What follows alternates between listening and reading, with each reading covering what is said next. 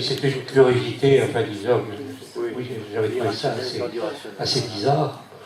Lorsque justement je me suis mis à faire de la généalogie, je me suis aperçu effectivement que mon arrière-grand-mère avait voulu donner, disons, un prénom à son premier enfant. Et cet enfant est mort 9 mois après. Bien. Les années sont passées, elle a eu 9 enfants.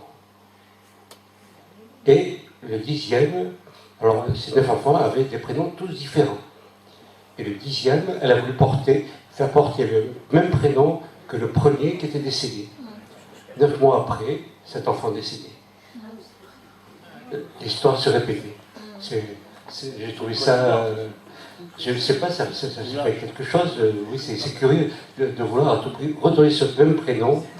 Et comme par hasard, 9 mois après, ça se répète. Bon, est-ce que ça rejoint un petit peu ce que vous disiez? Parce que oui, ça fait drôle. C'est curieux. Et effectivement, j'ai l'impression qu'on porte, disons, une mémoire, disons, en nous, disons, et on traîne tout notre passé, enfin, tout ce qu'ont vécu tous nos parents, grands-parents et arrière-grands-parents. Et on est vraiment très pris par tout cela, tout ça, et on veut toujours en savoir plus parce que, en fin de compte, c'est notre propre mémoire qui est en cause. Je passe le... Après, je voudrais répondre aussi. Vous répondez. Ouais, je vais peut-être répondre tout de suite. Ouais.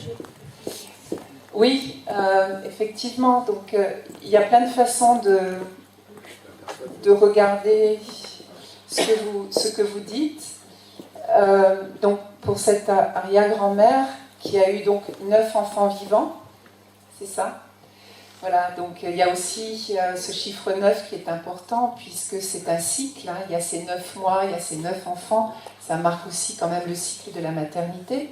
Et puis, ce que vous dites aussi, c'est qu'il y a le premier enfant, donc le premier enfant qui ouvre la maternité, qui ouvre aussi la famille, hein. C'est-à-dire que le premier enfant, c'est celui qui crée la famille, hein, qui fonde en quelque sorte ses parents en tant que parents.